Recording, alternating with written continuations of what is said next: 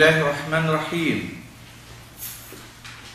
الذين يتبعون الرسول النبي الأمي الذي يجدونه مكتوبا عندهم في التوراة والإنجيل يأمرهم بالمعروف وينهاهم عن المنكر ويحل لهم الطيبات ويحرم عليهم الخبائث ويضع عنهم إصرهم والأغلال التي كانت عليهم فالذين آمنوا به وعزروه ونصروه واتبعوا النور الذي أنزل معه أولئك هم المفلحون.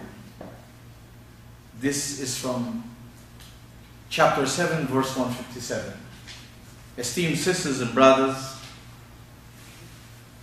our respected and kind viewers, Assalamu alaikum wa rahmatullahi wa barakatuh. It is yet another great moment for all of us. This is one of the moments perhaps in our life, in our very busy life, that is worth so much. Because it is the time that we take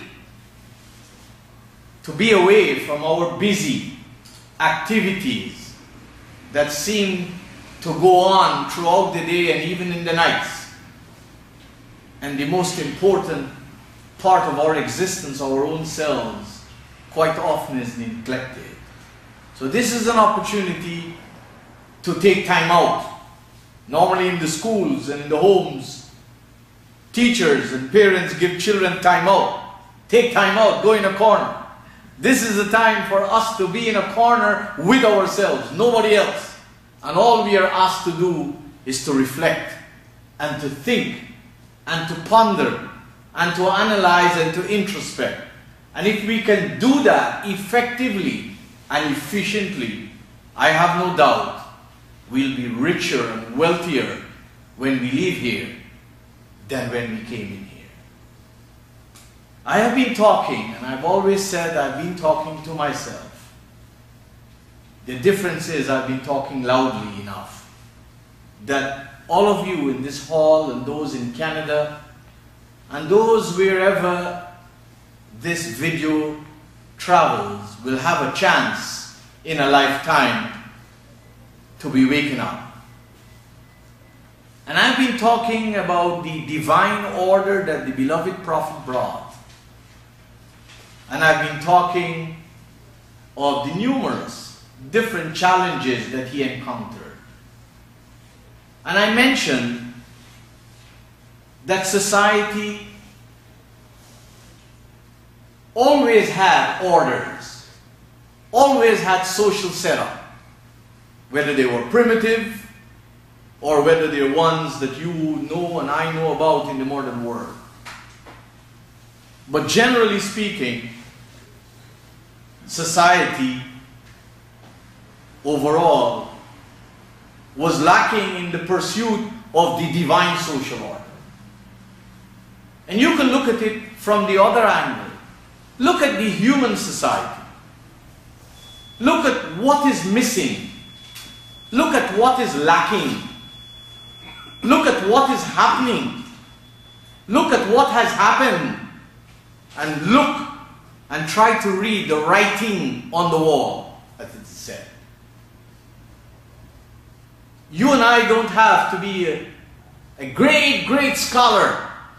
You and I just have to be honest and truthful and sincere to ourselves, to our families, to our relatives, our friends, our community, our workmates, members of our gatherings, people we interact with in the world in which we live in, to realize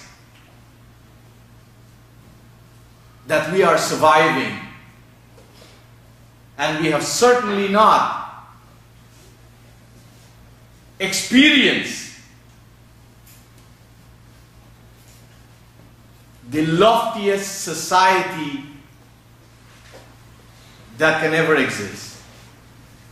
We are beset with lots of problems. And if we all sit down together in a room or over the internet or over whichever media, and we try to itemize the problems, we'll exhaust ourselves. There's no end to problems. You cannot believe it. But there is no shortage of religion. The Muslims claim they have a religion, and they claim they have the right religion. And Christians claim they have religion, and they claim they have the right religion. And Hindus claim, say, what are you talking? We were here before you, we too have religion. And our religion is the right one.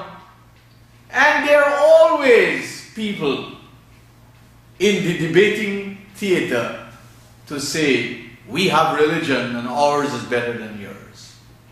The sad fact is that human suffering continues.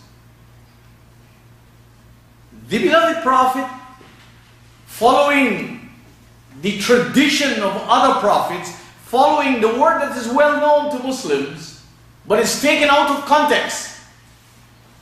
Prophet Muhammad followed the sunnah of all the prophets before him. He didn't make up anything new.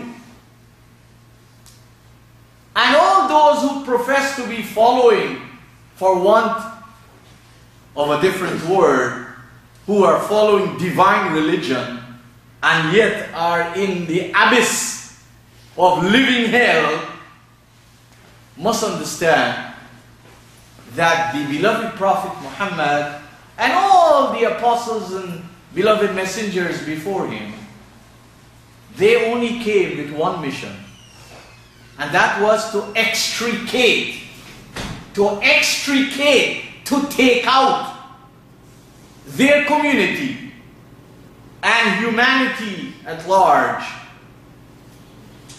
from the living hell of their life.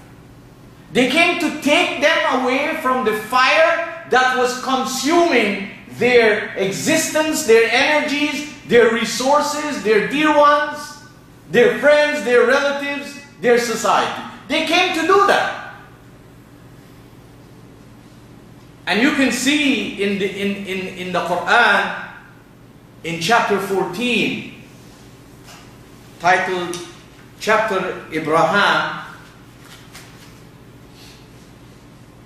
in verse 5, Allah bears testimony to this when He said, وَلَقَدْ أَرْسَلْنَا مُوسَى وَلَقَدْ أَرْسَلْنَا مُوسَى.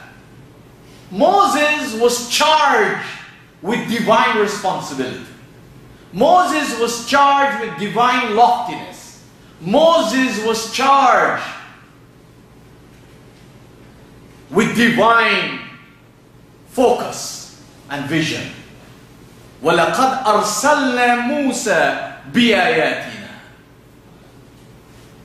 Anybody who wants to stand up and make a difference in society, a positive difference, an embellishing difference, an enhancing difference, a difference that is real and matters most in life, not when people are dead. This is the common placebo. You'll get all of these houses in paradise when you're dead. But anybody who wants to really make a contribution to human life, when humans are alive, they have to be touched by divine pursuit, divine loftiness. And these were the messengers. So the Qur'an put it this way, and Muslims and people read it literally, and they go to sleep with it. وَلَقَدْ أَرْسَلْنَا مُوسَى بِآيَاتِنَا. What was his responsibility? We sent Moses with our instructions, with our guidelines, with the writing on the wall of human history. We sent him with that. Every prophet could not be an illiterate human being. Every prophet was a mighty reformer, a super human being in terms of his alertness and awakeness. This crazy idea that a prophet is illiterate and going to teach